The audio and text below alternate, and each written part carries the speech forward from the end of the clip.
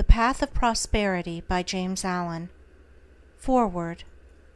I looked around upon the world, and saw that it was shadowed by sorrow, and scorched by the fierce fires of suffering. And I looked for the cause. I looked around, but could not find it. I looked in books, but could not find it. I looked within, and found there both the cause and the self-made nature of that cause. I looked again, and deeper, and found the remedy. I found one law, the law of love; one life, the life of adjustment to that law; one truth, the truth of a conquered mind and a quiet and obedient heart. And I dreamed of writing a book which should help men and women, whether rich or poor, learned or unlearned, worldly or unworldly, to find within themselves the source of all success, all happiness, all accomplishment, all truth. And the dream remained with me, and at last became substantial, and now I send it forth into the world on its mission of healing and blessedness, knowing that it cannot fail to reach the homes and hearts of those who are waiting and ready to receive it. James Allen. Chapter 1. The Lesson of Evil. Unrest and pain and sorrow are the shadows of life. There is no heart in all the world that has not felt the sting of pain, no mind that has not been tossed upon the dark waters of trouble, no eye that has not wept the hot blinding tears of unspeakable anguish. There is no household where the great destroyers, disease and death, have not entered, severing heart from heart, and casting over all the dark pall of sorrow. In the strong and apparently indestructible meshes of evil, all are more or less fast caught, and pain, unhappiness, and misfortune wait upon mankind. With the object of escaping, or in some way mitigating the overshadowing gloom, men and women rush blindly into innumerable devices, pathways by which they fondly hope to enter into a happiness which will not pass away. Such are the drunkard and the harlot, who revel in sensual excitements. Such is the exclusive aesthete, who shuts himself out from the sorrows of the world, and surrounds himself with enervating luxuries. Such is he who thirsts for wealth or fame, and subordinates all things to the achievement of that object. And such are they who seek consolation in the performance of religious rites. And to all the happiness sought seems to come, and the soul, for a time, is lulled into a sweet security and an intoxicating forgetfulness of the existence of evil.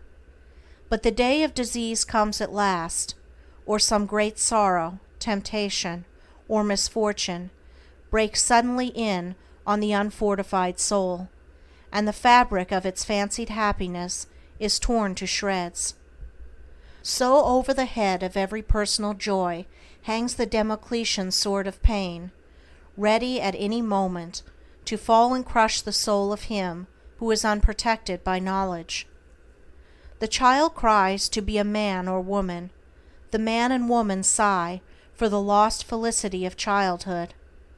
The poor man chafes under the chains of poverty by which he is bound, and the rich man often lives in the fear of poverty, or scours the world in search of an elusive shadow he calls happiness. Sometimes the soul feels that it has found a secure peace and happiness in adopting a certain religion, in embracing an intellectual philosophy, or in building up an intellectual or artistic ideal, but some overpowering temptation proves the religion to be inadequate or insufficient, the theoretical philosophy is found to be a useless prop, or in a moment the idealistic statue upon which the devotee has for years been laboring is shattered into fragments at his feet. Is there, then, no way of escape from pain and sorrow? Are there no means by which bonds of evil may be broken? Is permanent happiness, secure prosperity, and abiding peace a foolish dream? No, there is a way, and I speak it with gladness, by which evil can be slain forever. There is a process by which disease, poverty, or any adverse condition or circumstance can be put on one side, never to return. There is a method by which a permanent prosperity can be secured, free from all fear of the return of adversity, and there is a practice by which unbroken and unending peace and bliss can be partaken of and realized. And the beginning of the way which leads to this glorious realization is the acquirement of a right understanding of the nature of evil. It is not sufficient to deny or ignore evil, it must be understood. It is not enough to pray to God to remove the evil. You must find out why it is there, and what lesson it has for you. It is of no avail to fret and fume and chafe at the chains which bind you. You must know why and how you are bound. Therefore, reader, you must get outside yourself, and must begin to examine and understand yourself. You must cease to be a disobedient child in the school of experience, and must begin to learn, with humility and patience, the lessons that are set for your edification and ultimate perfection. For evil, when rightly understood, is found to be not an unlimited power or principle in the universe, but a passing phase of human experience, and it therefore becomes a teacher to those who are willing to learn. Evil is not an abstract something outside yourself. It is an experience in your own heart, and by patiently examining and rectifying your heart, you will be gradually led into the discovery of the origin and nature of evil, which will necessarily be followed by its complete eradication. All evil is corrective and remedial, and is therefore not permanent. It is rooted in ignorance of the true nature and relation of things, and so long as we remain in that state of ignorance, we remain subject to evil. There is no evil in the universe which is not the result of ignorance, and which would not, if we were ready and willing to learn its lesson, lead us to higher wisdom, and then vanish away. But men remain in evil, and it does not pass away, because men are not willing or prepared to learn the lesson which it came to teach them. I knew a child who, every night when its mother took it to bed, cried to be allowed to play with the candle, and one night, when the mother was off guard for a moment, the child took hold of the candle. The inevitable result followed, and the child never wished to play with the candle again. By its one foolish act it learned, and learned perfectly, the lesson of obedience, and entered into the knowledge that fire burns. And this incident is a complete illustration of the nature, meaning, and ultimate result of all sin and evil. As the child suffered through its own ignorance of the real nature of fire, so older children suffer through their ignorance of the real nature of the things which they weep for and strive after, and which harm them when they are secured, the only difference being that in the latter case the ignorance and evil are more deeply rooted and obscure.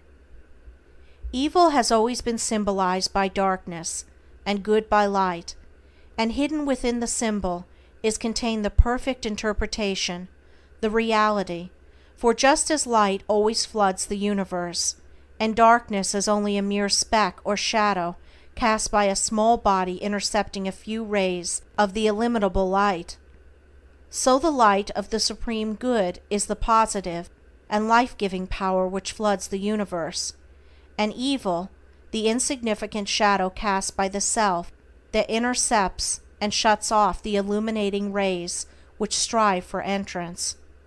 When night folds the world in its black impenetrable mantle, no matter how dense the darkness, it covers but the small space of half our little planet, while the whole universe is ablaze with living light, and every soul knows that it will awake in the light in the morning. Know then that when the dark night of sorrow, pain, or misfortune settles down upon your soul, and you stumble along with weary and uncertain steps, that you are merely intercepting your own personal desires between yourself and the boundless light of joy and bliss, and the dark shadow that covers you is cast by none and nothing but yourself. And just as the darkness without is but a negative shadow, an unreality which comes from nowhere, goes to nowhere, and has no abiding dwelling place, so the darkness within is equally a negative shadow, passing over the evolving and light-born soul. But, I fancy I hear someone say, why pass through the darkness of evil at all? Because, by ignorance you have chosen to do so, and because by doing so you may understand both good and evil, and may the more appreciate the light by having passed through the darkness. As evil is the direct outcome of ignorance, so when the lessons of evil are fully learned, ignorance passes away, and wisdom takes its place. But as a disobedient child refuses to learn its lessons at school, so it is possible to refuse to learn the lessons of experience, and thus to remain in continual darkness, and to suffer continually recurring punishments in the form of disease, disappointment, and sorrow.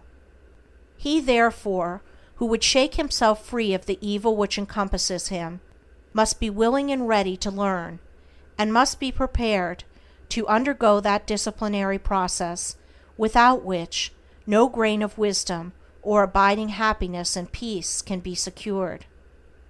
A man may shut himself up in a dark room and deny that the light exists, but it is everywhere without, and darkness exists only in his own little room. So you may shut out the light of truth, or you may begin to pull down the walls of prejudice, self-seeking, and error which you have built around yourself, and so let in the glorious and omnipresent light. By earnest self-examination, strive to realize, and not merely hold as a theory, that evil is a passing phase, a self-created shadow, that all your pains, sorrows, and misfortunes have come to you by a process of undeviating and absolutely perfect law, have come to you because you deserve and require them, and that by first enduring and then understanding them, you may be made stronger, wiser, nobler. When you have fully entered into this realization, you will be in a position to mold your own circumstances, to transmute all evil into good, and to weave, with a master hand, the fabric of your destiny.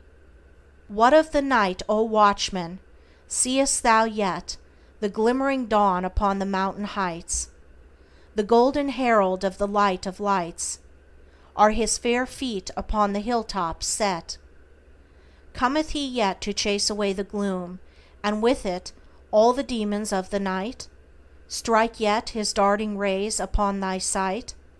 Hearest thou his voice, the sound of error's doom? The morning cometh, lover of the light. Even now he gilds with gold the mountain's brow. Dimly I see the path whereon even now his shining feet are set toward the night.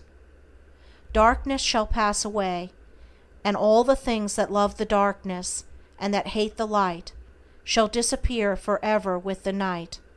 Rejoice, for thus the speeding herald sings. Chapter 2. The world a reflex of mental states. What you are, so is your world. Everything in the universe is resolved into your own inward experience. It matters little what is without, for it is all a reflection of your own state of consciousness. It matters everything what you are within, for everything without will be mirrored and colored accordingly. All that you positively know is contained in your own experience. All that you will ever know must pass through the gateway of experience, and so become part of yourself. Your own thoughts, desires, and aspirations comprise your world, and to you, all that there is in the universe of beauty and joy and bliss, or of ugliness and sorrow and pain, is contained within yourself. By your own thoughts you make or mar your life, your world, your universe. As you build within by the power of thought, so will your outward life and circumstances shape themselves accordingly. Whatsoever you harbor in the inmost chambers of your heart will sooner or later, by the inevitable law of reaction, shape itself in your outward life. The soul that is impure, sordid, and selfish is gravitating with unerring precision toward misfortune and catastrophe. The soul that is pure, unselfish, and noble is gravitating with equal precision toward happiness and prosperity. Every soul attracts its own, and nothing can possibly come to it that does not belong to it. To realize this is to recognize the universality of divine law. The incidents of every human life, which both make and mar, are drawn to it by the quality and power of its own inner thought life. Every soul is a complex combination of gathered experiences and thoughts, and the body is but an improvised vehicle for its manifestation. What therefore your thoughts are, that is your real self, and the world around, both inanimate and inanimate, wears the aspect with which your thoughts clothe it. All that we are is the result of what we have thought. It is founded on our thoughts. It is made up of our thoughts. Thus said Buddha, and it therefore follows that if a man is happy, it is because he dwells in happy thoughts. If miserable, because he dwells in despondent and debilitating thoughts. Whether one be fearful or fearless, foolish or wise, troubled or serene, within that soul lies the cause of its own state or states, and never without. And now I seem to hear a chorus of voices exclaim, "But do you really mean to say that outward circumstances do not affect our minds?" I do not say that, but I say this, and know it to be an infallible truth, that circumstances can only affect you in so far as you allow them to do so. You are swayed by circumstances because you have not a right understanding of the nature, use, and power of thought. You believe, and upon this little word belief hang all our sorrows and joys, that outward things have the power to make or mar your life. By so doing you submit to those outward things, confess that you are their slave, and they are your unconditional master. By so doing you invest them with a power which they do not of themselves possess. And you succumb in reality not to mere circumstances, but to the gloom or gladness, the fear or hope, the strength or weakness, which your thought sphere has thrown around them. I knew two men who at an early age lost the hard-earned savings of years. One was very deeply troubled, and gave way to chagrin, worry, and despondency. The other, on reading in his morning paper that the bank in which his money was deposited had hopelessly failed, and that he had lost all, quietly and firmly remarked, "Well, it's gone, and trouble and worry won't bring it back, but hard work will." He went to work with renewed vigor, and rapidly became prosperous, while the former man, continuing to mourn the loss of his money, and to grumble at his bad luck, remained the sport and tool of adverse circumstances, in reality of his own weak and slavish thoughts. The loss of money was a curse to the one because he clothed the event with dark and dreary thoughts. It was a blessing to the other because he threw around it thoughts of strength, of hope, and renewed endeavor. If circumstances had the power to bless or harm, they would bless and harm all men alike. But the fact that the same circumstances will be alike good and bad to different souls proves that the good or bad is not the circumstance, but only in the mind of him that encounters it. When you begin to realize this, you will begin to control your thoughts, to regulate and discipline your mind, and to rebuild the inward temple of your soul, eliminating all useless and superfluous material, and incorporating into your being thoughts alone of joy and serenity, of strength and life, of compassion and love, of beauty and immortality. And as you do this, you will become joyful and serene, strong and healthy, compassionate and loving, and beautiful with the beauty of immortality. As we clothe events with the drapery of our own thoughts, so likewise do we clothe the objects of the visible world around us, and where one sees harmony and beauty, another sees revolting ugliness. An enthusiastic naturalist was one day roaming the country lanes in pursuit of his hobby, and during his rambles came upon a pool of brackish water near a farmyard. As he proceeded to fill a small bottle with the water for the purpose of examination under the microscope, he dilated, with more enthusiasm than discretion, to an uncultivated son of the plough who stood close by, upon the hidden and innumerable wonders contained in the pool, and concluded by saying, "Yes, my friend, within this pool is contained 100, nay, 1,000,000 universes, had we but the sense or the instrument by which we could apprehend them."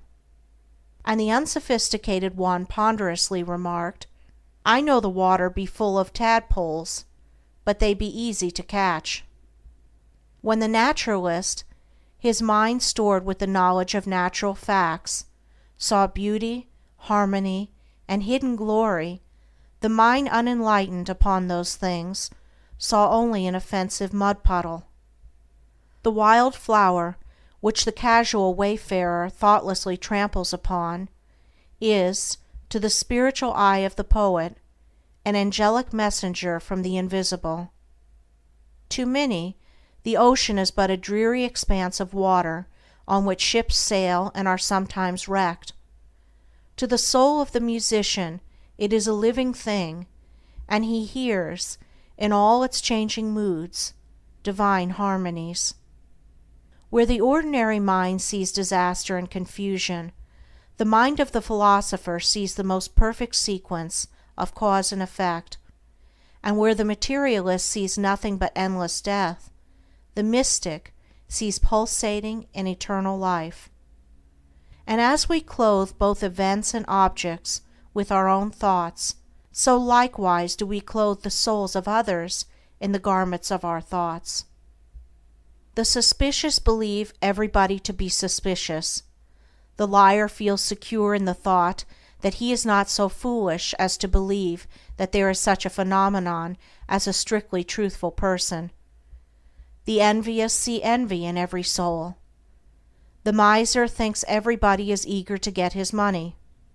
He who has subordinated conscience in the making of his wealth sleeps with a revolver under his pillow, wrapped in the delusion that the world is full of conscienceless people who are eager to rob him, and the abandoned sensualist looks upon the saint as a hypocrite. On the other hand, those who dwell in loving thoughts see that all in which calls forth their love and sympathy, the trusting and honest are not troubled by suspicions, the good-natured and charitable, who rejoice at the good fortune of others, scarcely know what envy means, and he who has realized the divine within himself recognizes it in all beings, even in the beasts. And men and women are confirmed in their mental outlook because of the fact that by the law of cause and effect they attract to themselves that which they send forth, and so come in contact with people similar to themselves. The old adage, "Birds of a feather flock together," has a deeper significance than is generally attached to it.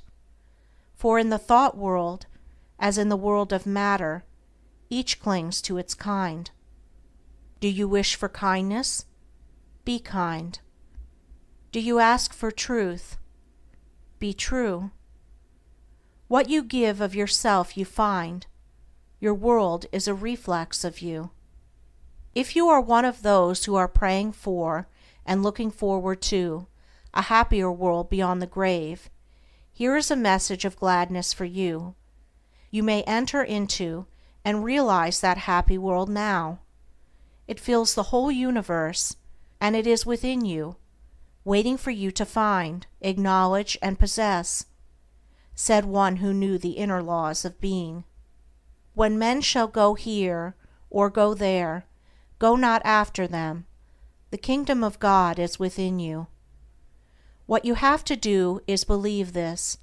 Simply believe it, with a mind unshadowed by doubt, and then meditate upon it till you understand it.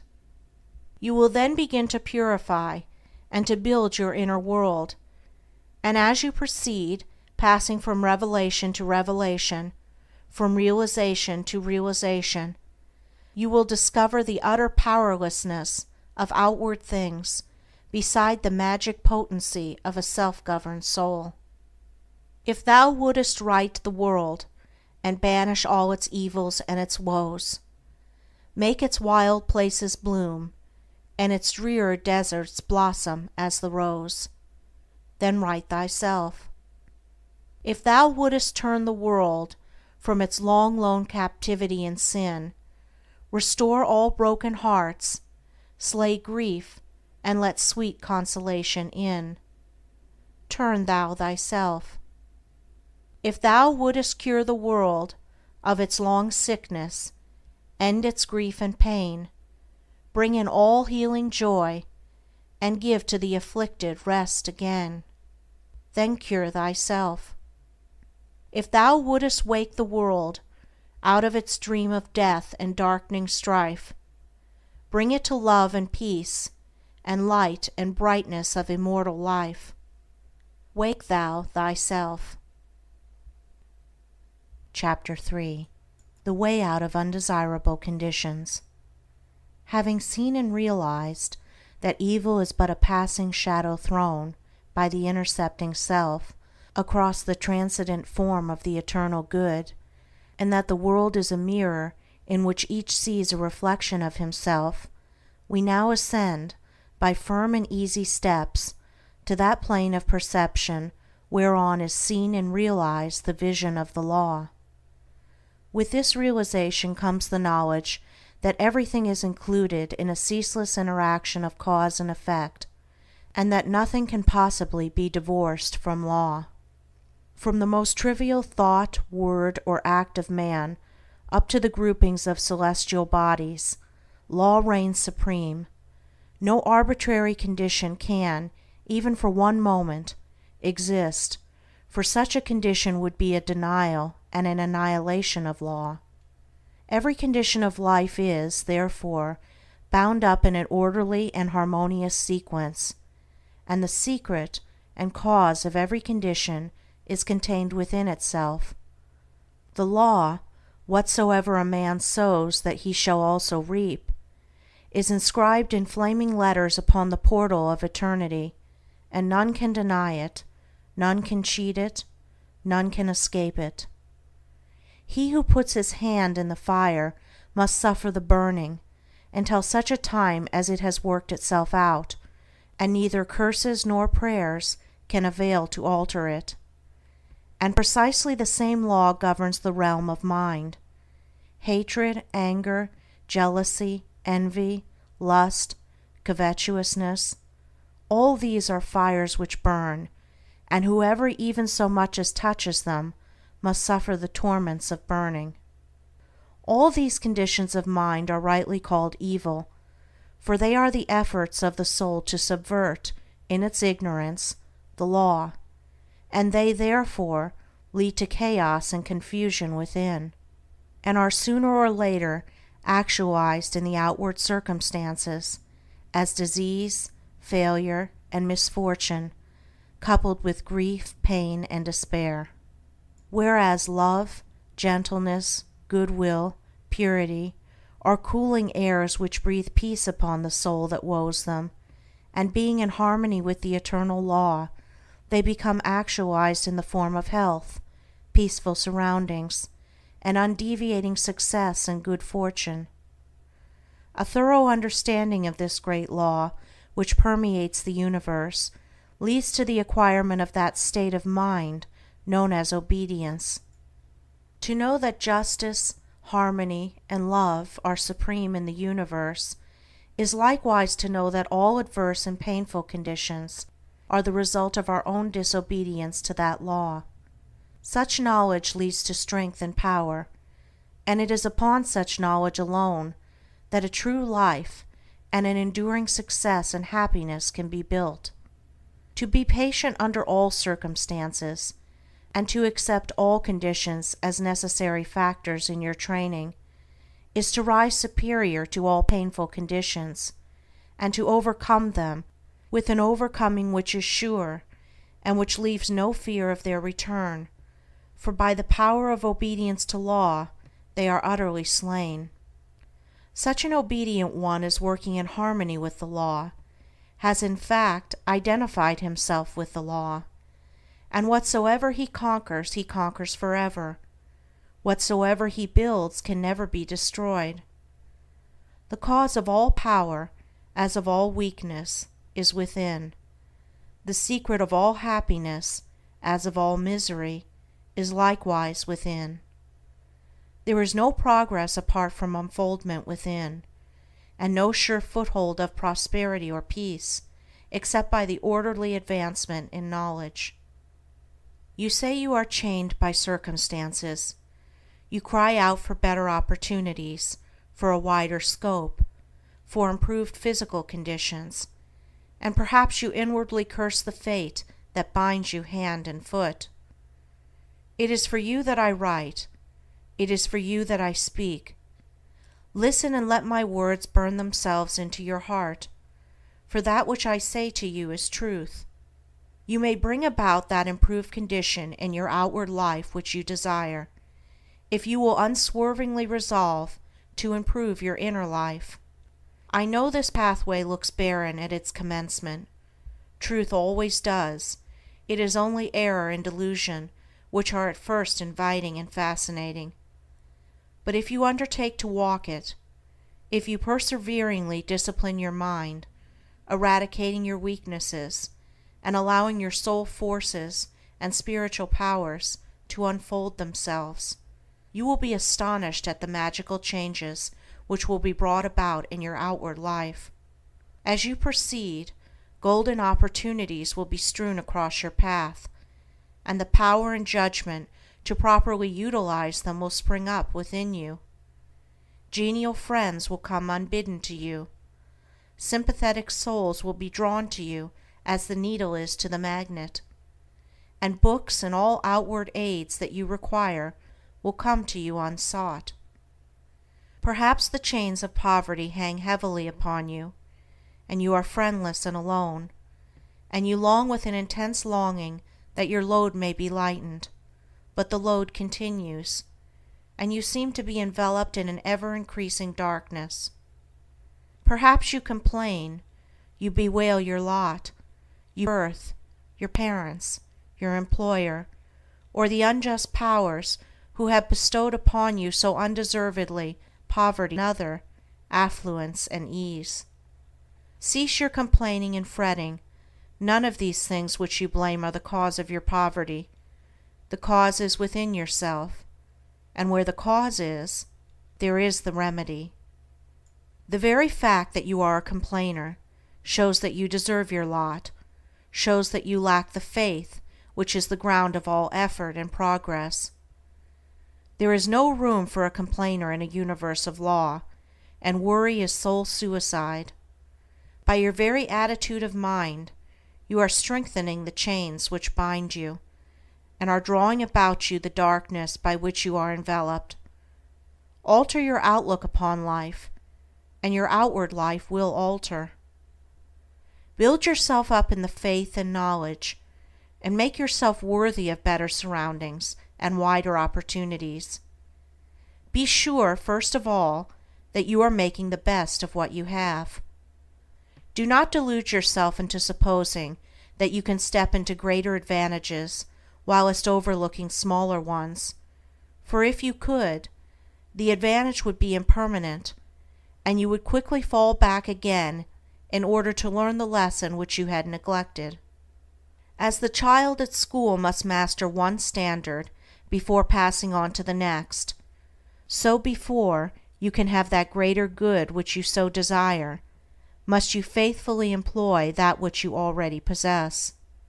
The parable of the talents is a beautiful story illustrative of this truth, for does it not plainly show that if we misuse, neglect, or degrade that which we possess, be it ever so mean and insignificant, even that little will be taken from us, for by our conduct we show that we are unworthy of it.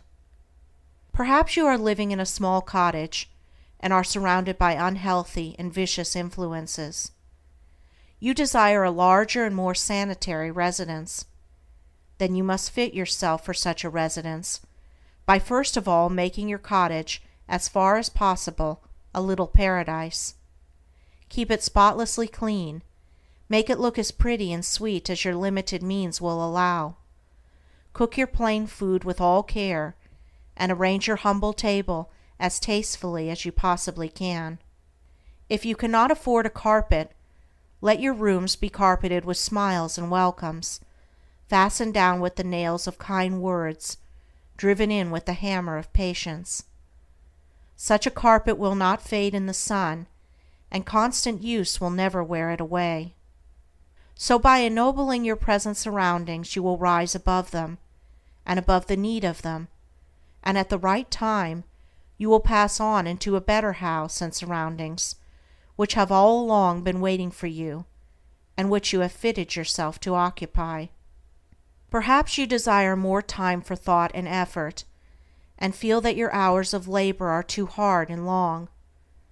Then see to it that you are utilizing to the fullest possible extent what little spare time you have. It is useless to desire more time if you are already wasting what little you have, for you would only grow more indolent and indifferent. Even poverty and lack of time and leisure are not the only evils that you imagine they are, and if they hinder you in your progress, it is because you have clothed them in your own weaknesses, and the evil that you see them in is really in yourself. Endeavor to fully and completely realize that in so far as you shape and mold your mind, you are the maker of your destiny, and as, by the transmuting power of self-discipline, you realize this more and more, you will come to see that these so-called evils may be converted into blessings. You will then utilize your poverty for the cultivation of patience, hope, and courage, and your lack of time in the gaining of promptness of action and decision of mind, by seizing the precious moments as they present themselves for your acceptance. As in the rankest soil the most beautiful flowers are grown, so in the dark soil of poverty the choicest flowers of humanity have developed and bloomed. Where there are difficulties to cope with, and unsatisfactory conditions to overcome, there virtue most flourishes and manifests its glory. It may be that you are in the employ of a tyrannous master or mistress, and you feel that you are harshly treated. Look upon this also as necessary to your training. Return your employer's unkindness with gentleness and forgiveness. Practice unceasingly patience and self-control. Turn the disadvantage to account by utilizing it for the gain of mental and spiritual strength, and by your silent example and influence, you will thus be teaching your employer, will be helping him to grow ashamed of his conduct, and will, at the same time, be lifting yourself up to that height of spiritual attainment by which you will be enabled to step into new and more congenial surroundings, at the time when they are presented to you. Do not complain that you are a slave, but lift yourself up, by noble conduct, above the plane of slavery. Before complaining that you are a slave to another, be sure that you are not a slave to self. Look within, look searchingly, and have no mercy upon yourself. You will find there, perchance, slavish thoughts, slavish desires, and in your daily life and conduct, slavish habits. Conquer these, cease to be a slave to self, and no man will have the power to enslave you. As you overcome self, you will overcome all adverse conditions, and every difficulty will fall before you. Do not complain that you are oppressed by the rich. Are you sure that if you gain these riches, you would not be an oppressor yourself? Remember that there is the eternal law, which is absolutely just, and that he who oppresses today must himself be oppressed tomorrow, and from this there is no way of escape. And perhaps you, yesterday, in some former existence, were rich and an oppressor, and that you are now merely paying off the debt which you owe to the great law. Practice, therefore, fortitude and faith. Dwell constantly in the mind upon the eternal justice, the eternal good. Endeavor to lift yourself above the personal and the transitory into the impersonal and permanent. Shake off the delusion that you are being injured or oppressed by another, and try to realize, by a profounder comprehension of your inner life and the laws which govern that life, that you are only really injured by what is within you. There is no practice more degrading, debasing, and soul-destroying than that of self-pity. Cast it out from you. While such a canker is feeding upon your heart, you can never expect to grow into a fuller life. Cease from the condemnation of others, and begin to condemn yourself. Condone none of your acts, desires, or thoughts that will not bear comparison with spotless purity, or endure the light of sinless good. By so doing you will be building your house upon the rock of the eternal, and all that is required for your happiness and well-being will come to you in its own time. There is positively no way of permanently rising above poverty or any undesirable condition, except by eradicating those selfish and negative conditions within, of which these are the reflection, and by virtue of which they continue. The way to true riches is to enrich the soul by the acquisition of virtue.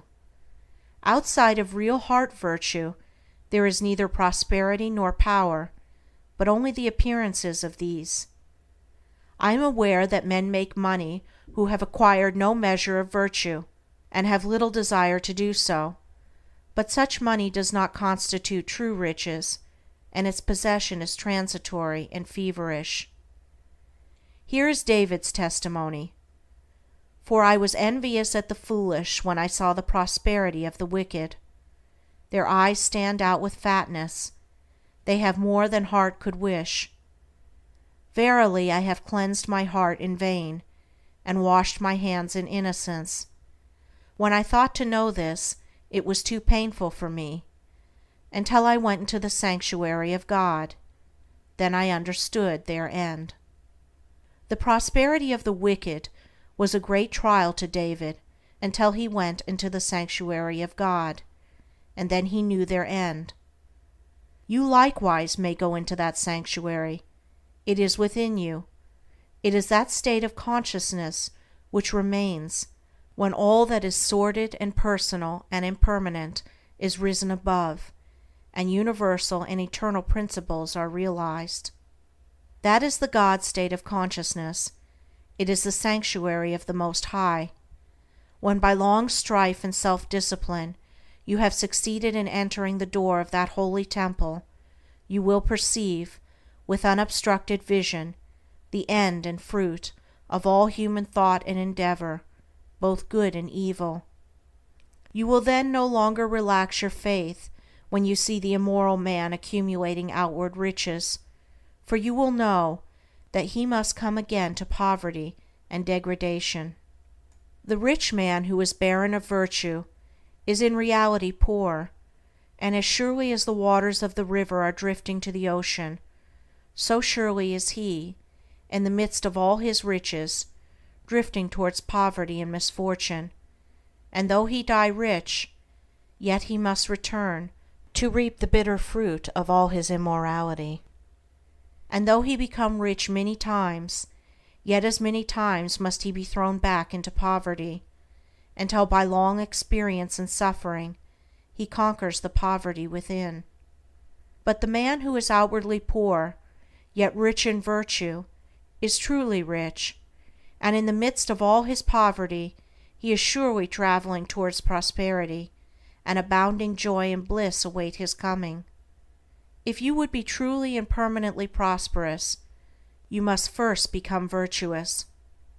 It is therefore unwise to aim directly at prosperity, to make it the one object of life, to reach out greedily for it. To do this is to ultimately defeat yourself. But rather aim at self-perfection, make useful and unselfish service the object of your life, and ever reach out hands of faith towards the supreme and unalterable good. You say you desire wealth not for your sake, but in order to do good with it and to bless others.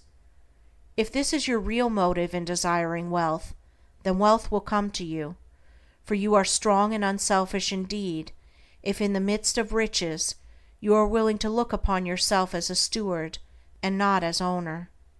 But examine well your motive, for in the majority of instances where money is desired for the admitted object of blessing others, the real underlying motive is a love of popularity, and a desire to pose as a philanthropist or reformer. If you are not doing good with what little you have, the more money you got the more selfish you would become, and all the good you appeared to do with your money, if you attempted to do any, would be so much insinuating self-laudation. If your real desire is to do good, there is no need to wait for money before you do it. You can do it now, this very moment, and just where you are. If you are really so unselfish as you believe yourself to be, you will show it by sacrificing yourself for others now. No matter how poor you are, there is room for self-sacrifice, for did not the widow put her all into the treasury? The heart that truly desires to do good does not wait for money before doing it, but comes to the altar of sacrifice, and leaving there the unworthy elements of self, goes out and breathes upon neighbor and stranger, friend and enemy alike, the breath of blessedness. As the effect is related to the cause, so is prosperity and power related to the inward good, and poverty and weakness to the inward evil. Money does not constitute true wealth, nor position, nor power, and to rely upon it alone is to stand upon a slippery place. Your true wealth is your stock of virtue, and your true power the uses to which you put it. Rectify your heart, and you will rectify your life. Lust, hatred, anger, vanity, pride, covetousness, self-indulgence, self-seeking, obstinacy, all these are poverty and weakness, whereas love, purity, gentleness, meekness, compassion, generosity, self-forgetfulness, and self-renunciation, all these are wealth and power. As the elements of poverty and weakness are overcome, an irresistible and all-conquering power is evolved from within, and he who succeeds in establishing himself in the highest virtue brings the whole world to his feet. But the rich, as well as the poor, have their undesirable conditions, and are frequently farther removed from happiness than the poor. And here we see how happiness depends, not upon outward aids or possessions, but upon the inward life. Perhaps you are an employer, and you have endless trouble with those whom you employ, and when you do get good and faithful servants, they quickly leave you. As a result, you are beginning to lose, or have completely lost, your faith in human nature. You try to remedy matters by giving better wages and by allowing certain liberties, yet matters remain unaltered. Let me advise you. The secret of all your trouble is not in your servants, it is in yourself, and if you look within, with a humble and sincere desire to discover and eradicate your error, you will, sooner or later, find the origin of all your unhappiness. It may be some selfish desire, or lurking suspicion, or unkind attitude of mind which sends out its poison upon those about you, and reacts upon yourself, even though you may not show it in your manner or speech. Think of your servants with kindness. Consider of them that extremity of service which you yourself would not care to perform were you in their place. Rare and beautiful is that humility of soul by which a servant entirely forgets himself in his master's good, but far rarer and beautiful with a divine beauty is that nobility of soul by which a man, forgetting his own happiness, seeks the happiness of those who are under his authority, and who depend upon him for their bodily sustenance. And such a man's happiness is increased tenfold, nor does he need to complain of those whom he employs. Said a well-known and extensive employer of labor, who never needs to dismiss an employee, "I have always had the happiest relations with my work people. If you ask me how it is to be accounted for, I can only say that it has been my aim from the first to do to them as I would wish to be done by. Herein lies the secret by which all desirable conditions are secured, and all that are undesirable are overcome. Do you say that you are lonely and unloved, and have not a friend in the world? Then I pray you, for the sake of your own happiness, blame nobody but yourself. Be friendly towards others, and friends will soon flock round you. Make yourself pure and lovable, and you will be loved by all. Whatever conditions are rendering your life burdensome, you may pass out of and beyond them by developing and utilizing within you the transforming power of self-purification and self-conquest. Be it the poverty which galls, and remember that the poverty upon which I have been dilating is that poverty which is a source of misery, and not that voluntary poverty which is the glory of emancipated souls. Or the riches which burden, or the many misfortunes, griefs, and annoyances which form the dark background in the web of life, you may overcome them by overcoming the selfish elements within which give them life. It matters not that by the unfailing law there are past thoughts and acts to work out and to atone for, as by the same law we are setting in motion, during every moment of our life, fresh thoughts and acts, and we have the power to make them good or ill. Nor does it follow that if a man, reaping what he has sown, must lose money or forfeit position, that he must also lose his fortitude or forfeit his uprightness, and it is in these that his wealth and power and happiness are to be found. He who clings to self is his own enemy and is surrounded by enemies. He who relinquishes self is his own savior and is surrounded by friends like a protecting belt.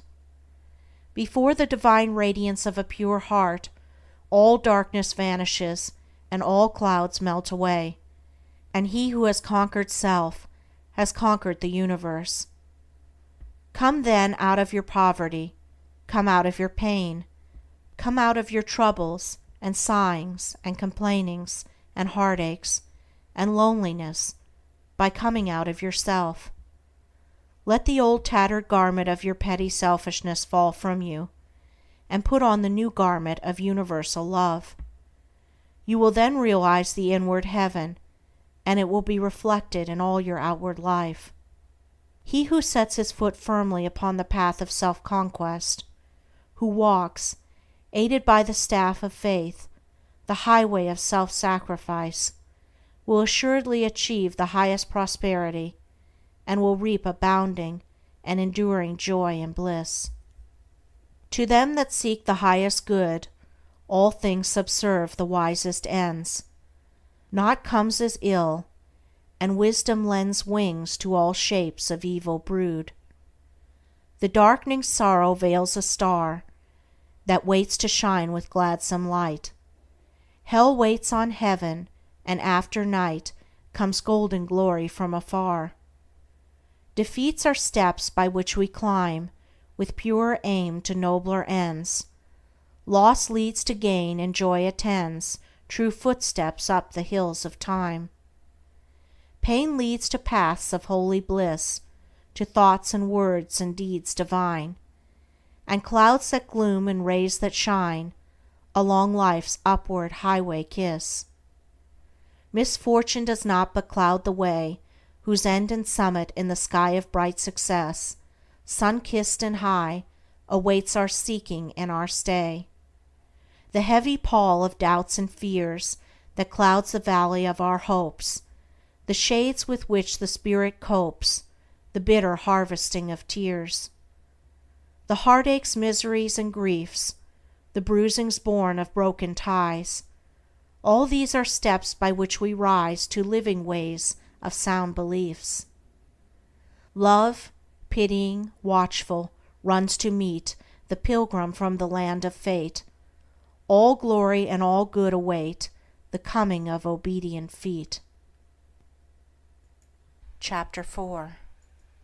The silent power of thought, controlling and directing one's forces. The most powerful forces in the universe are the silent forces, and in accordance with the intensity of its power does a force become beneficent when rightly directed, and destructive when wrongly employed.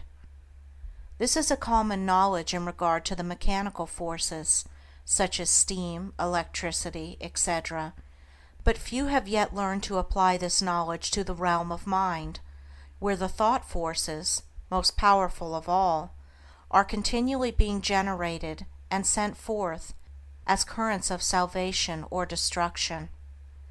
At this stage of his evolution, man has entered into the possession of these forces, and the whole trend of his present advancement is their complete subjugation. All the wisdom possible to man on this material earth is to be found only in complete self-mastery, and the command, "Love your enemies," resolves itself into an exaltation to enter here and now into the possession of that sublime wisdom by taking hold of, mastering and transmuting those mind forces to which man is now slavishly subject, and by which he is helplessly borne, like a straw on the stream, upon the currents of selfishness. The Hebrew prophets, with their perfect knowledge of the supreme law, always related outward events to inward thought, and associated national disaster or success with the thoughts and desires that dominated the nation at the time. The knowledge of the causal power of thought is the basis of all their prophecies, as it is the basis of all real wisdom and power. National events are simply the working out of the psychic forces of the nation. Wars, plagues, and famines are the meeting and clashing of wrongly directed thought forces, the culminating points at which destruction steps in as the agent of the law. It is foolish to ascribe war to the influence of one man or to one body of men. It is the crowning horror of national selfishness. It is the silent and conquering thought forces which bring all things into manifestation. The universe grew out of thought. Matter, in its last analysis, is found to be merely objectivized thought. All men's accomplishments were first wrought out in thought, and then objectivized. The author, the inventor, the architect, first builds up his work in thought, and having perfected it in all its parts as a complete and harmonious whole upon the thought plane, he then commences to materialize it, to bring it down to the material or sense plane. When the thought forces are directed in harmony with the overruling law, they are upbuilding and preservative, but when subverted, they become disintegrating and self-destructive. To adjust all your thoughts to a perfect and unswerving faith in the omnipotence and supremacy of good is to cooperate with that good, and to realize within yourself the solution and destruction of all evil. Believe and ye shall live. And here we have the true meaning of salvation, salvation from the darkness and negation of evil, by entering into and realizing the living light of the eternal good. Where there is fear, worry, anxiety, doubt, trouble, chagrin, or disappointment, there is ignorance and lack of faith. All these conditions of mind are the direct outcome of selfishness, and are based upon an inherent belief in the power and supremacy of evil. They therefore constitute practical atheism, and to live in and become subject to these negative and soul-destroying conditions of mind is the only real atheism. It is salvation from such conditions that the race needs, and let no man boast of salvation whilst he is their helpless and obedient slave. To fear or to worry is as sinful as to curse, for how can one fear or worry if he intrinsically believes in the eternal justice, the omnipotent good, the boundless love? To fear, to worry, to doubt is to deny, to disbelieve. It is from such states of mind that all weakness and failure proceed, for they represent the annulling and disintegrating of the positive thought forces which would otherwise speed to their object with power, and bring about their own beneficent results. To overcome these negative conditions is to enter into a life of power, is to cease to be a slave, and to become a master, and there is only one way by which they can be overcome, and that is by steady and persistent growth in inward knowledge. To mentally deny evil is not sufficient. It must, by daily practice, be risen above and understood. To mentally affirm the good is inadequate. It must, by unswerving endeavor, be entered into and comprehended. The intelligent practice of self-control quickly leads to a knowledge of one's interior thought forces, and later on, to the acquisition of that power by which they are rightly employed and directed. In the measure that you master self, that you control your mental forces instead of being controlled by them, in just such measure will you master affairs and outward circumstances. Show me a man under whose touch everything crumbles away, and who cannot retain success even when it is placed in his hands, and I will show you a man who dwells continually in those conditions of mind which are the very negation of power. To be forever wallowing in the bogs of doubt, to be drawn continually into the quicksands of fear, or blown ceaselessly about by the winds of anxiety, is to be a slave, and to live the life of a slave, even though success and influence be forever knocking at your door, seeking for admittance. Such a man, being without faith and without self-government, is incapable of the right government of his affairs, and is a slave to circumstances, in reality, a slave to himself. Such are taught by affliction, and ultimately pass from weakness to strength by the stress of bitter experience. Faith and purpose constitute the motive power of life. There is nothing that a strong faith and an unflinching purpose may not accomplish. By the daily exercise of silent faith, the thought forces are gathered together, and by the daily strengthening of silent purpose, those forces are directed toward the object of accomplishment. Whatever your position in life may be, before you can hope to enter into any measure of success, usefulness, and power, you must learn how to focus your thought forces by cultivating calmness and repose. It may be that you are a businessman, and you are suddenly confronted with some overwhelming difficulty or probable disaster. You grow fearful and anxious, and are at your wits' end. To persist in such a state of mind would be fatal, for when anxiety steps in, correct judgment passes out.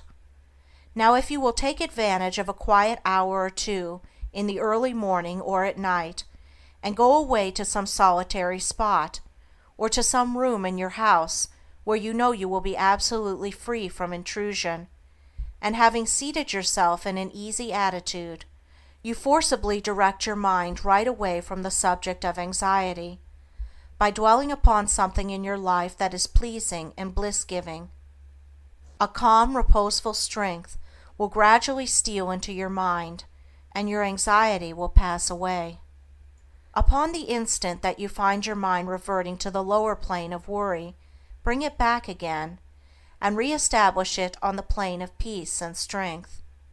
When this is fully accomplished, you may then concentrate your whole mind upon the solution of your difficulty, and what was intricate and insurmountable to you in your hour of anxiety will be made plain and easy, and you will see, with that clear vision and perfect judgment which belong only to a calm and untroubled mind, the right course to pursue, and the proper end to be brought about.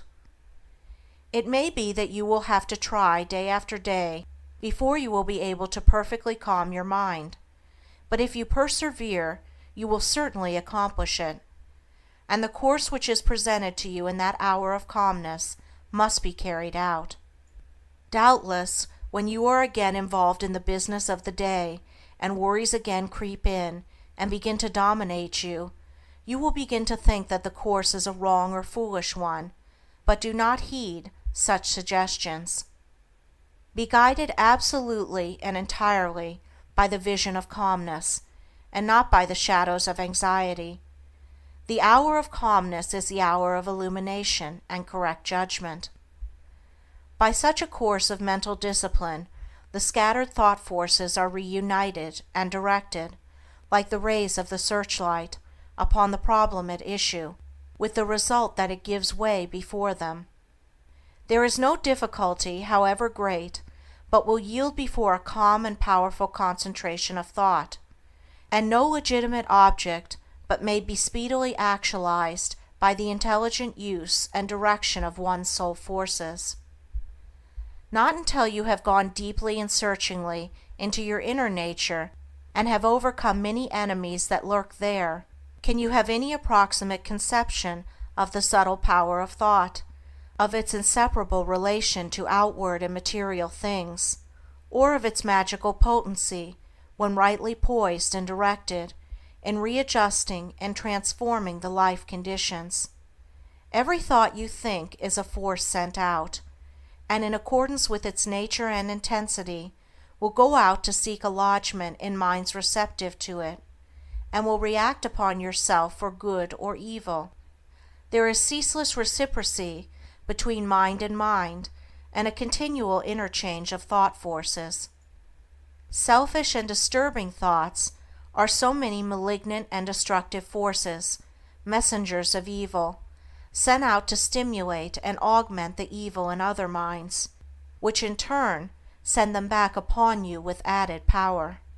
While thoughts that are calm, pure, and unselfish are so many angelic messengers sent out into the world with health, healing, and blessedness upon their wings, counteracting the evil forces, pouring the oil of joy upon the troubled waters of anxiety and sorrow, and restoring to broken hearts their heritage of immortality.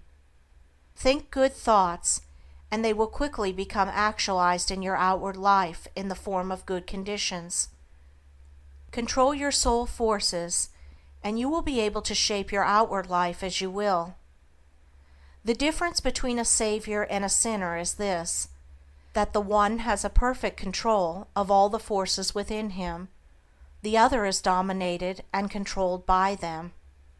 There is absolutely no other way to true power and abiding peace but by self-control, self-government, self-purification.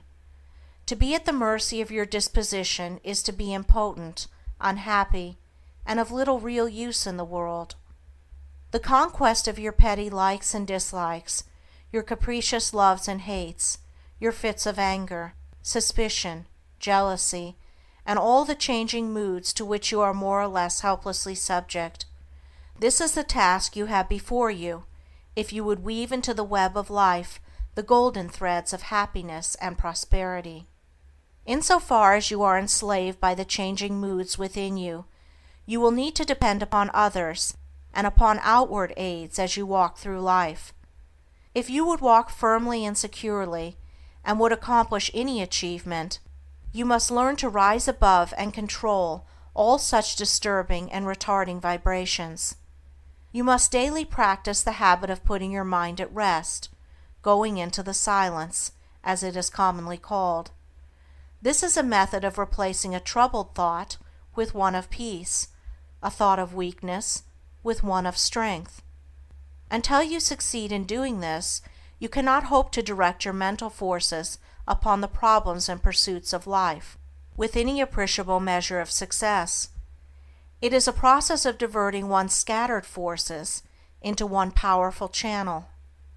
Just as a useless marsh may be converted into a field of corn or a fruitful garden by draining and directing the scattered and harmful streams into one well-cut channel, so he who acquires calmness and subdues and directs the thought currents within himself saves his soul and fructifies his heart and life.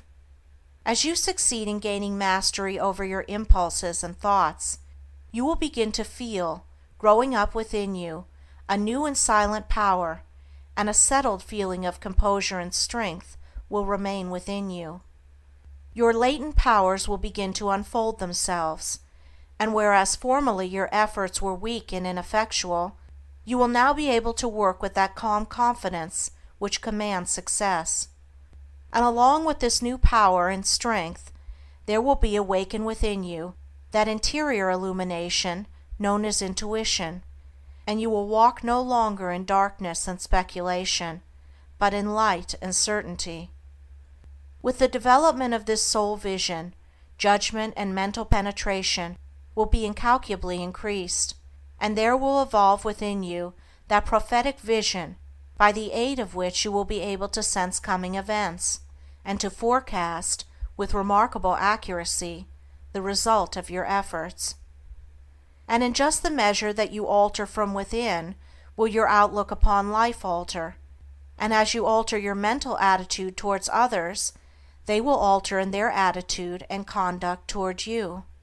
As you rise above the lower, debilitating, and destructive thought forces, you will come in contact with the positive, strengthening, and upbuilding currents generated by strong, pure, and noble minds. Your happiness will be immeasurably intensified, and you will begin to realize the joy, strength, and power which are born only of self-mastery. And this joy, strength, and power will be continually radiating from you, and without any effort on your part. Nay, though you are utterly unconscious of it, strong people will be drawn towards you, influence will be put into your hands, and in accordance with your altered thought world will outward events shape themselves.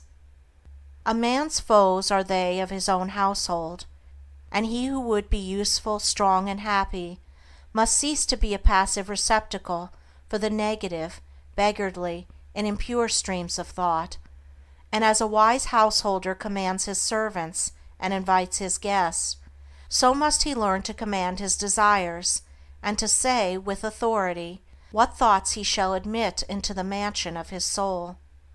Even a very partial success in self-mastery adds greatly to one's power, and he who succeeds in perfecting this divine accomplishment enters into possession of undreamed-of wisdom and inward strength and peace, and realizes that all the forces of the universe aid and protect his footsteps, who is master of his soul.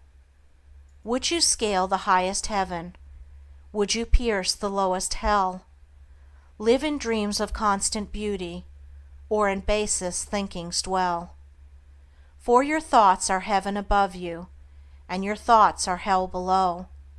Bliss is not except in thinking, torment not but thought can know.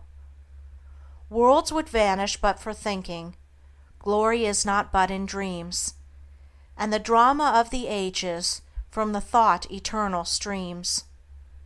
Dignity and shame and sorrow, pain and anguish, love and hate, are but maskings of the mighty pulsing thought that governs fate. As the colors of the rainbow makes the one uncolored beam, so the universal changes make the one eternal dream.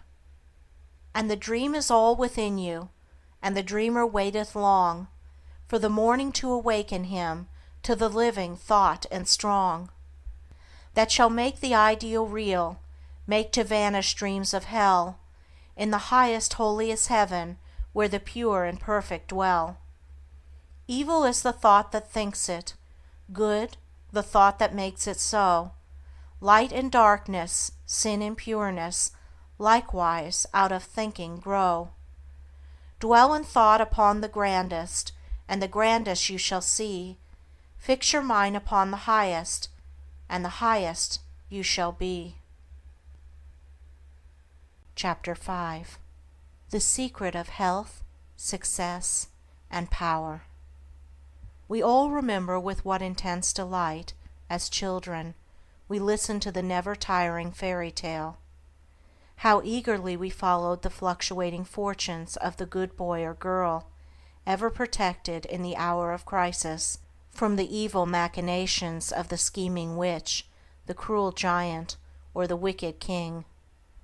And our little hearts never faltered for the fate of the hero or heroine, nor did we doubt their ultimate triumph over all their enemies, for we knew that the fairies were infallible, and that they would never desert those who had consecrated themselves to the good and the true.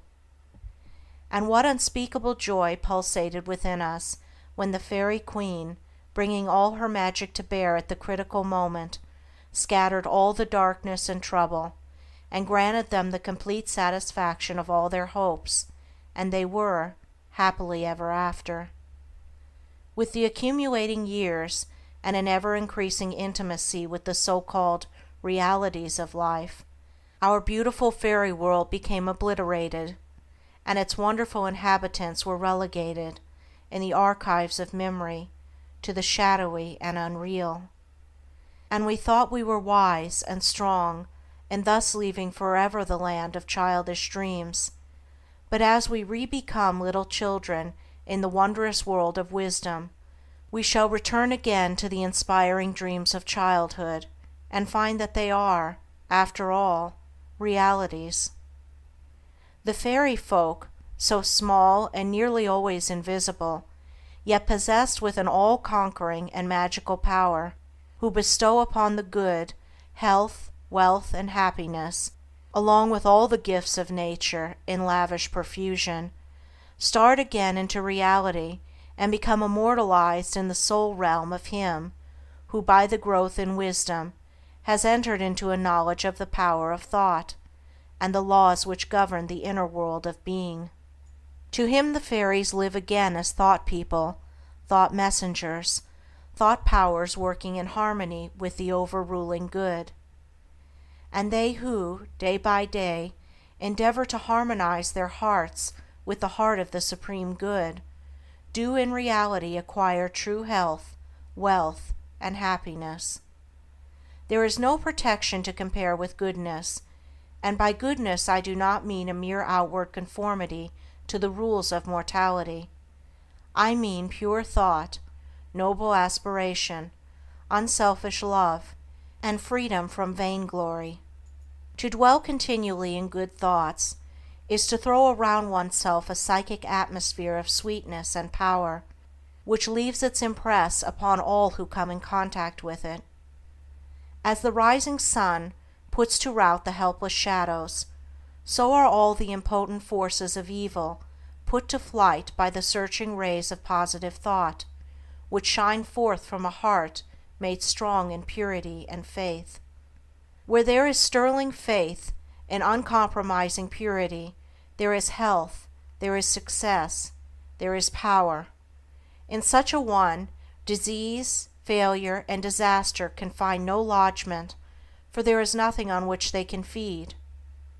Even physical conditions are largely determined by mental states, and to this truth the scientific world is rapidly being drawn. The old materialistic belief that a man is what his body makes him is rapidly passing away, and is being replaced by the inspiring belief that man is superior to his body, and that his body is what he makes it by the power of thought. Men everywhere are ceasing to believe that a man is despairing because he is dyspeptic, and are coming to understand that he is dyspeptic because he is despairing, and in the near future the fact that all disease has its origin in the mind will become common knowledge. There is no evil in the universe but has its root and origin in the mind, and sin, sickness, sorrow, and affliction do not in reality belong to the universal order, are not inherent in the nature of things, but are the direct outcome of our ignorance of the right relation of things. According to tradition, there once lived, in India, a school of philosophers who led a life of such absolute purity and simplicity that they commonly reached the age of 150 years, and to fall sick was looked upon by them as an unpardonable disgrace, for it was considered to indicate a violation of law. The sooner we realize and acknowledge that sickness, far from being the arbitrary visitation of an offended God, or the test of an unwise providence, is the result of our own error or sin, the sooner we shall enter upon the highway of health. Disease comes to those who attract it, to those whose minds and bodies are receptive to it, and flees from those whose strong, pure, and positive thought sphere generates healing and life-giving currents. If you are given to anger, worry, jealousy, greed, or any other inharmonious state of mind, and expect perfect physical health, you are expecting the impossible, for you are continually sowing the seeds of disease in your mind. Such conditions of mind are carefully shunned by the wise man, for he knows them to be far more dangerous than a bad drain or an infected house. If you would be free from all physical aches and pains, and would enjoy perfect physical harmony, then put your mind in order and harmonize your thoughts. Think joyful thoughts, think loving thoughts. Let the elixir of goodwill course through your veins, and you will need no other medicine. Put away your jealousies, your suspicions, your worries, your hatreds, your selfish indulgences, and you will put away your dyspepsia, your biliousness, your nervousness and aching joints. If you will persist in clinging to these debilitating and demoralizing habits of mind, then do not claim when your body is laid low with sickness. The following story illustrates the close relation that exists between habits of mind and bodily conditions. A certain man was afflicted with a painful disease, and he tried one physician after another, but all to no purpose. He then visited towns which were famous for their curative waters, and after having bathed in them all, his disease was more painful than ever. One night he dreamed that a presence came to him and said, "Brother, hast thou tried all the means of cure?" And he replied, "I have tried all." "Nay," said the presence, "come with me, and I will show thee a healing bath which has escaped thy notice." The afflicted man followed, and the presence led him to a clear pool of water, and said, "Plunge thyself in this water, and thou shalt surely recover," and thereupon vanished. The man plunged into the water, and on coming out, lo! his disease had left him, and at the same moment he saw written above the pool the word "Renounce." Upon waking, the full meaning of his dream flashed across his mind, and looking within, he discovered that he had, all along, been a victim to a sinful indulgence, and he vowed that he would renounce it forever. He carried out his vow, and from that day his affliction began to leave him, and in a short time he was completely restored to health. Many people complain that they have broken down through overwork. In the majority of such cases, the breakdown is more frequently the result of foolishly wasted energy. If you would secure health, you must learn to work without friction. To become anxious or excited, or to worry over needless details, is to invite a breakdown. Work, whether of brain or body, is beneficial and health-giving, and the man who can work with a steady and calm persistency, freed from all anxiety and worry, and with his mind utterly oblivious to all but the work he has in hand, will not only accomplish far more than the man who is always hurried and anxious, but he will retain his health, a boon which the other quickly forfeits. True health and true success go together, for they are inseparably intertwined in the thought realm. As mental harmony produces bodily health, so it also leads to a harmonious sequence in the actual working out of one's plans. Order your thoughts and you will order your life. Pour the oil of tranquility upon the turbulent waters of the passions and prejudices, and the tempests of misfortune, howsoever they may threaten, will be powerless to wreck the bark of your soul as it threads its way across the ocean of life. And if that bark be piloted by a cheerful and never-failing faith, its course will be doubly sure, and many perils will pass it by which would otherwise attack it. By the power of faith every enduring work is accomplished. Faith in the Supreme, faith in the overruling law, faith in your work, and in your power to accomplish that work. Here is the rock upon which you must build if you would achieve, if you would stand and not fall. To follow, under all circumstances, the highest promptings within you, to be always true to the Divine Self, to rely upon the inward light, the inward voice, and to pursue your purpose with a fearless and restful heart, believing that the future will yield unto you the meed of every thought and effort, knowing that the laws of the universe can never fail, and that your own will come back to you with mathematical exactitude. This is faith, and the living of faith.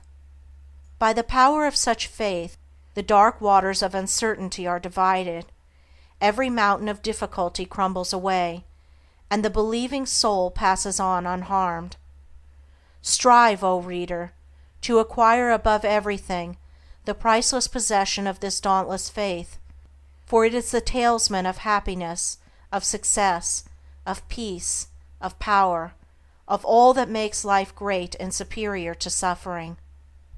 Build upon such a faith, and you build upon the rock of the Eternal, and with the materials of the Eternal, and the structure that you erect will never be dissolved, for it will transcend all the accumulations of material luxuries and riches, the end of which is dust.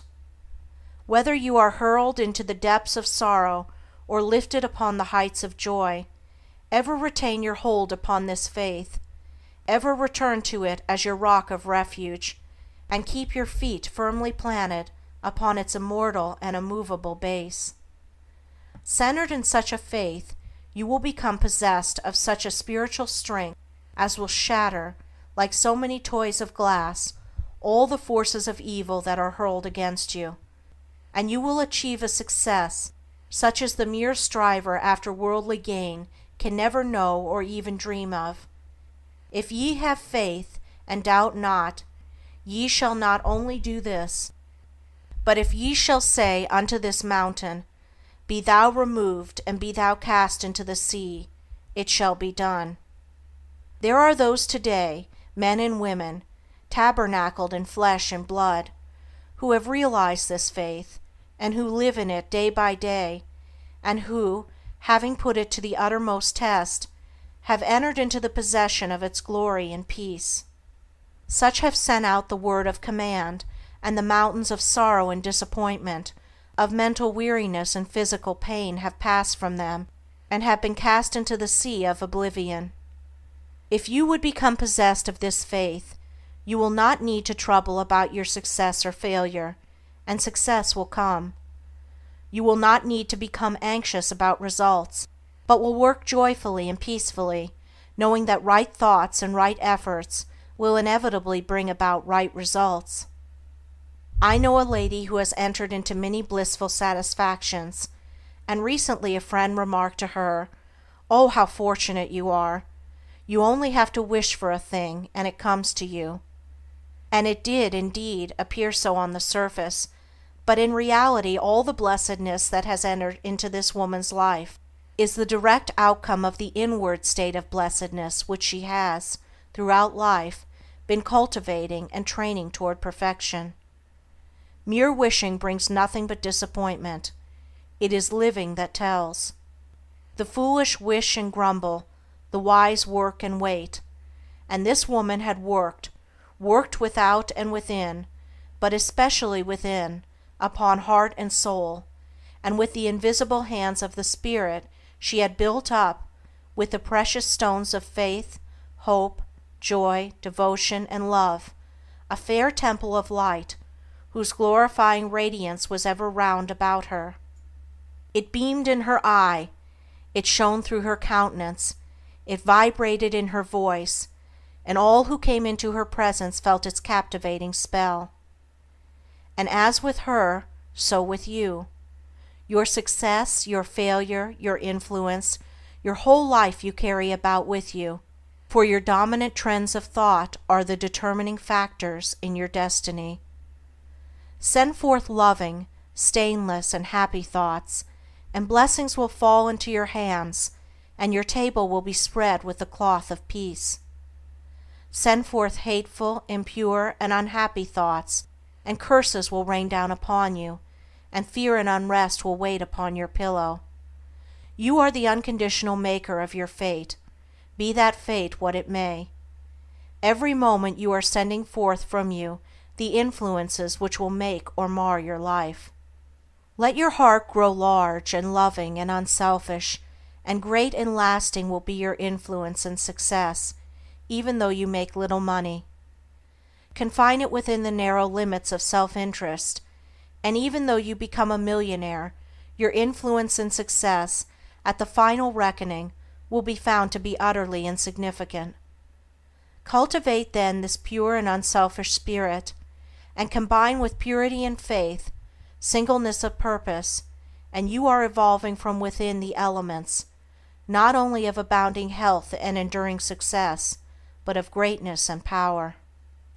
If your present position is distasteful to you, and your heart is not in your work, nevertheless perform your duties with scrupulous diligence, and whilst resting your mind in the idea that a better position and greater opportunities are waiting for you, ever keep an active mental outlook for budding possibilities, so that when the critical moment arrives and the new channel presents itself, you will step into it, with your mind fully prepared for the undertaking, and with that intelligence and foresight which is born of mental discipline.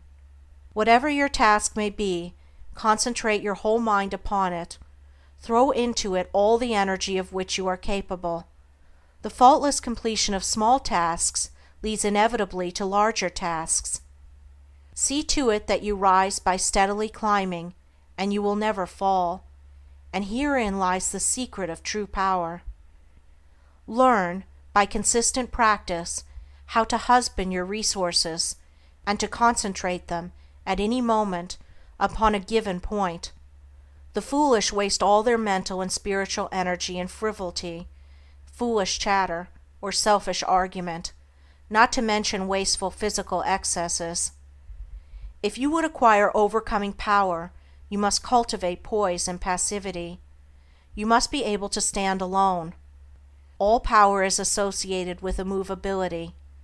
The mountain, the massive rock, the storm-tried oak, all speak to us of power because of their combined solitary grandeur and defiant fixity, while the shifting sand, the yielding twig, and the wavering reed speak to us of weakness because they are movable and non-resistant, and are utterly useless when detached from their fellows.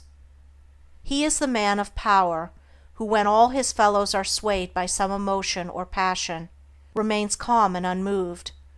He only is fitted to command and control who has succeeded in commanding and controlling himself.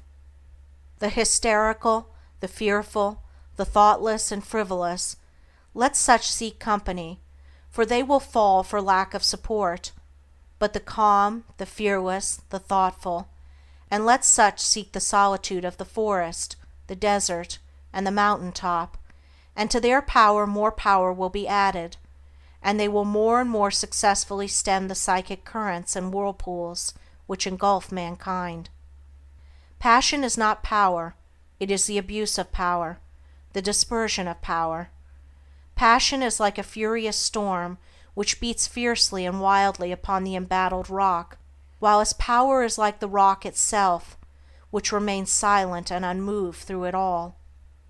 That was a manifestation of true power when Martin Luther, wearied with the persuasions of his fearful friends, who were doubtful as to his safety should he go to Worms, replied, "If there were as many devils in Worms as there are tiles on the housetops, I would go."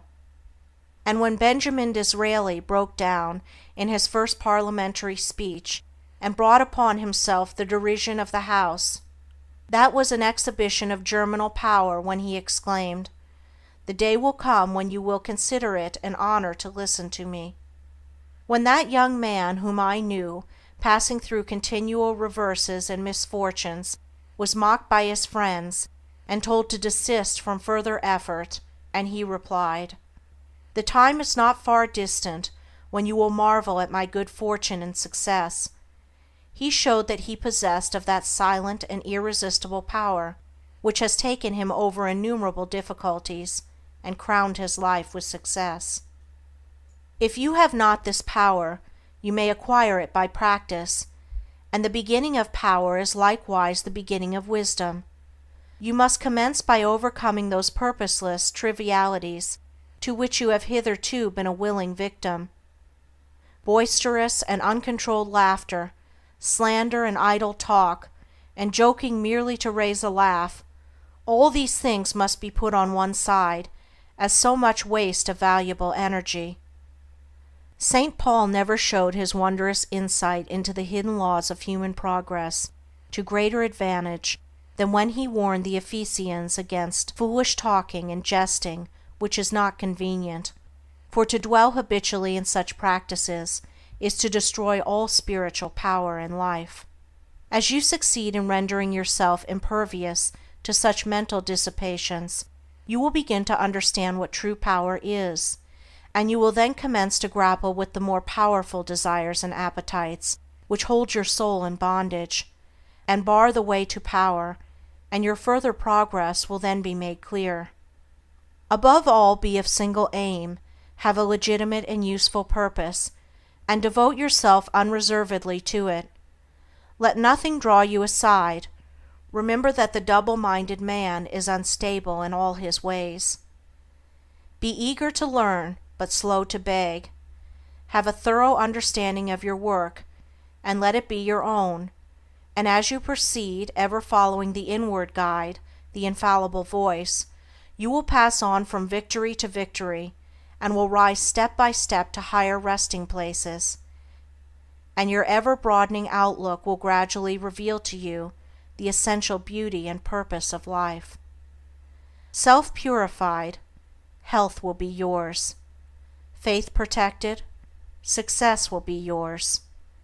Self-governed, power will be yours, and all that you do will prosper, for ceasing to be a disjointed unit, self-enslaved, you will be in harmony with the great law, working no longer against but with the universal life, the eternal good.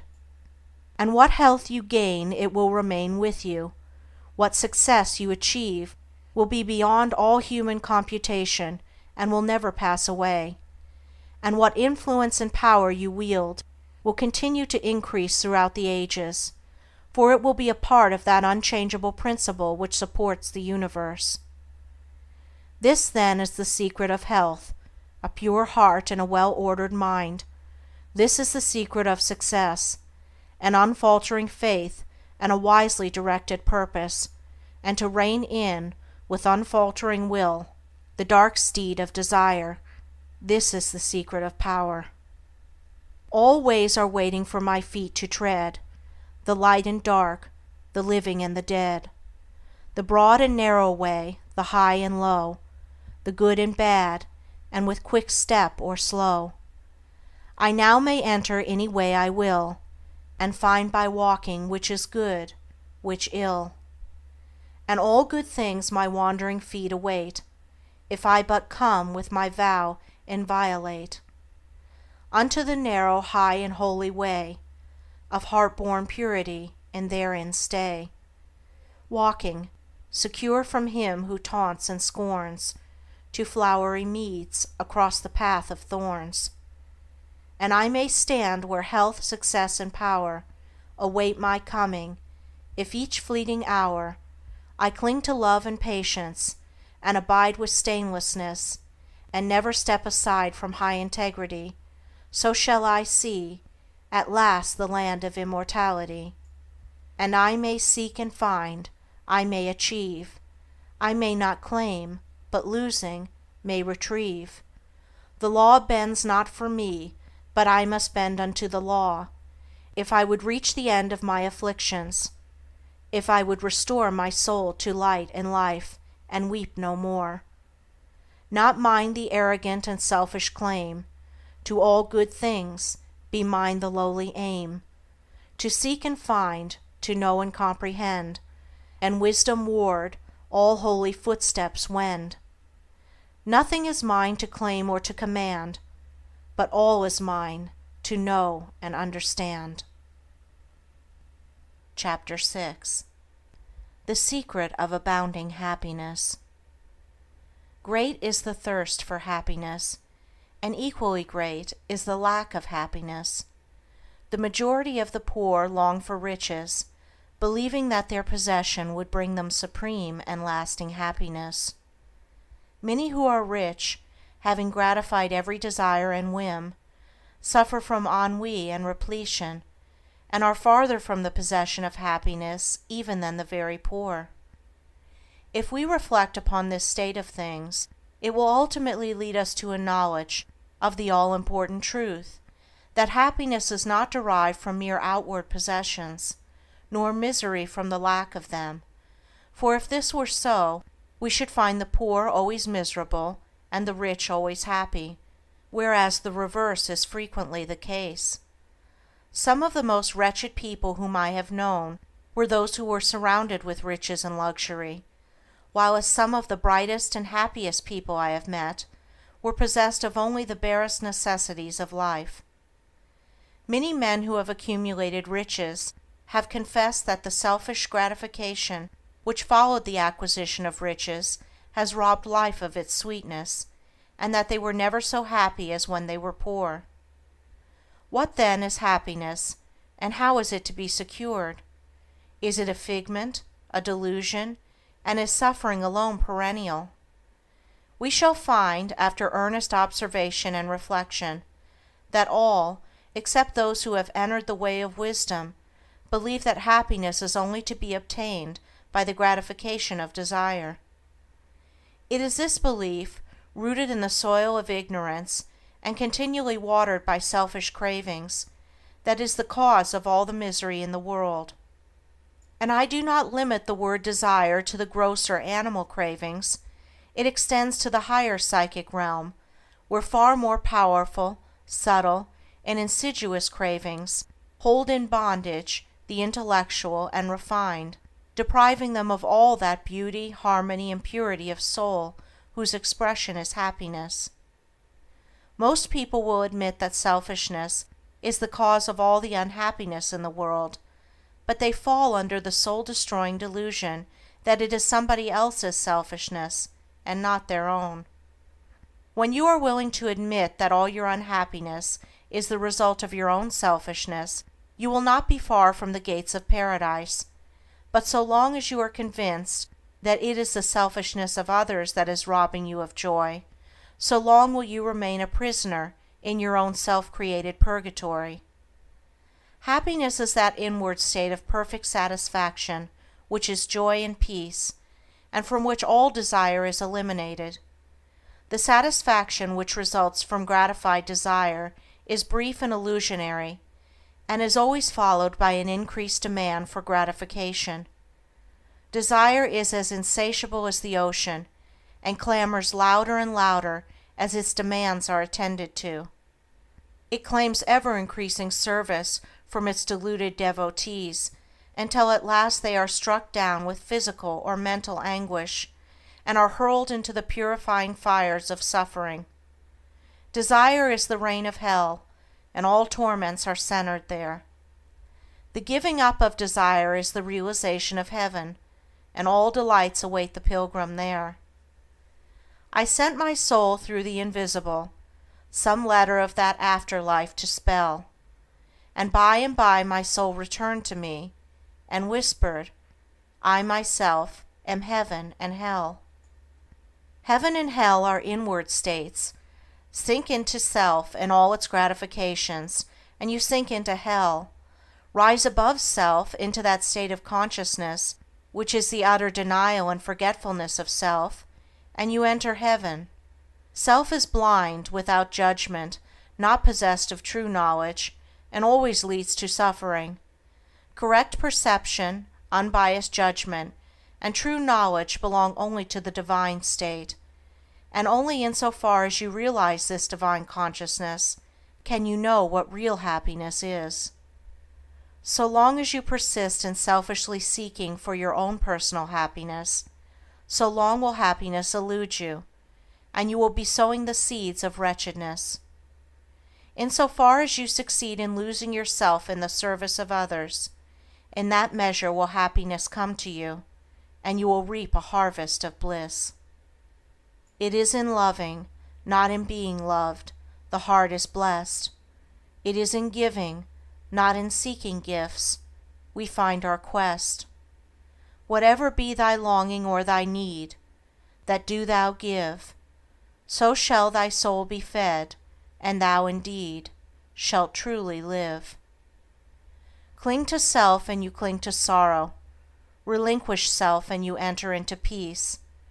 To seek selfishly is not only to lose happiness, but even that which we believe to be the source of happiness. See how the glutton is continually looking about for a new delicacy wherewith to stimulate his deadened appetite, and how bloated, burdened, and diseased, scarcely any food at last is eaten with pleasure. Whereas, he who has mastered his appetite, and not only does not seek, but never thinks of gustatory pleasure, finds delight in the most frugal meal. The angel form of happiness, which men, looking through the eyes of self, imagine they see in gratified desire, when clasped is always found to be the skeleton of misery. Truly, he that seeketh his life shall lose it, and he that loseth his life shall find it. Abiding happiness will come to you when, ceasing to selfishly cling, you are willing to give up. When you are willing to lose, unreservedly, that impermanent thing which is so dear to you, and which, whether you cling to it or not, will one day be snatched from you, then you will find that that which seemed to you like a painful loss turns out to be a supreme gain. To give up in order to gain, than this there is no greater delusion, nor no more prolific source of misery. But to be willing to yield up and to suffer loss, this is indeed the way of life. How is it possible to find real happiness by centering ourselves in those things which, by their very nature, must pass away? Abiding in real happiness can only be found by centering ourselves in that which is permanent. Rise, therefore, above the clinging to and the craving for impermanent things, and you will then enter into a consciousness of the eternal. And as rising above self, and by growing more and more into the spirit of purity, self-sacrifice, and universal love, you become centered in that consciousness, you will realize that happiness which has no reaction and which can never be taken from you. The heart that has reached utter self-forgetfulness in its love for others has not only become possessed of the highest happiness, but has entered into immortality, for it has realized the divine. Look back upon your life, and you will find that the moments of supremest happiness were those in which you uttered some word or performed some act of compassion or self-denying love. Spiritually, happiness and harmony are synonymous. Harmony is one phase of the great law whose spiritual expression is love. All selfishness is discord, and to be selfish is to be out of harmony with the divine order. As we realize that all-embracing love, which is the negation of self, we put ourselves in harmony with the divine music, the universal song, and that ineffable melody, which is true happiness, becomes our own. Men and women are rushing hither and thither in the blind search for happiness, and cannot find it, nor ever will, until they recognize that happiness is already within them and round about them, filling the universe, and that they, in their selfish searching, are shutting themselves out from it. I followed happiness to make her mine, past towering oak and swinging ivy vine. She fled, I chased, o'er slanting hill and dale, o'er fields and meadows, in the purpling vale. Pursuing rapidly, o'er dashing stream, I scaled the dizzy cliffs where eagles scream. I traversed swiftly every land and but always happiness eluded me. Exhausted, fainting, I pursued no more, but sank to rest upon a barren shore. One came and asked for food, and one for alms. I placed the bread and gold in bony palms. One came for sympathy, and one for rest. I shared with every needy one my best. When lo, sweet happiness, with form divine, stood by me, whispering softly, I am thine. These beautiful lines of Burleigh's express the secret of all abounding happiness.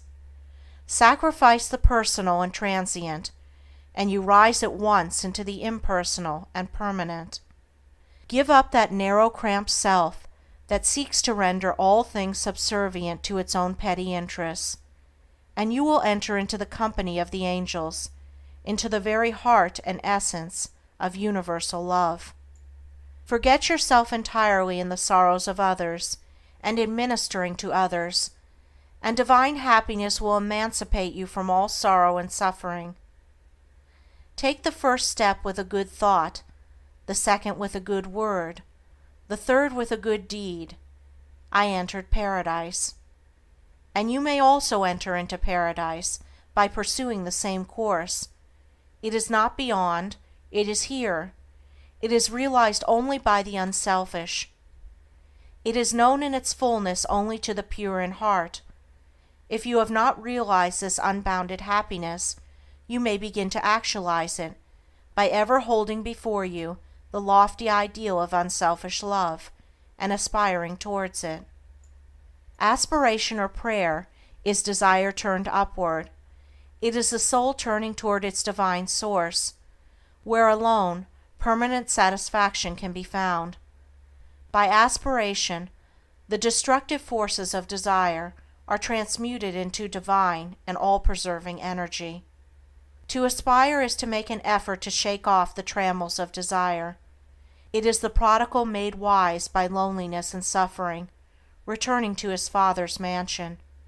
As you rise above the sordid self, as you break, one after another, the chains that bind you, you will realize the joy of giving, as distinguished from the misery of grasping, giving of your substance, giving of your intellect, giving of the love and light that is growing within you. You will then understand what it is indeed more blessed to give than to receive. But the giving must be of the heart, without any taint of self, without desire for reward. The gift of pure love is always attended with bliss.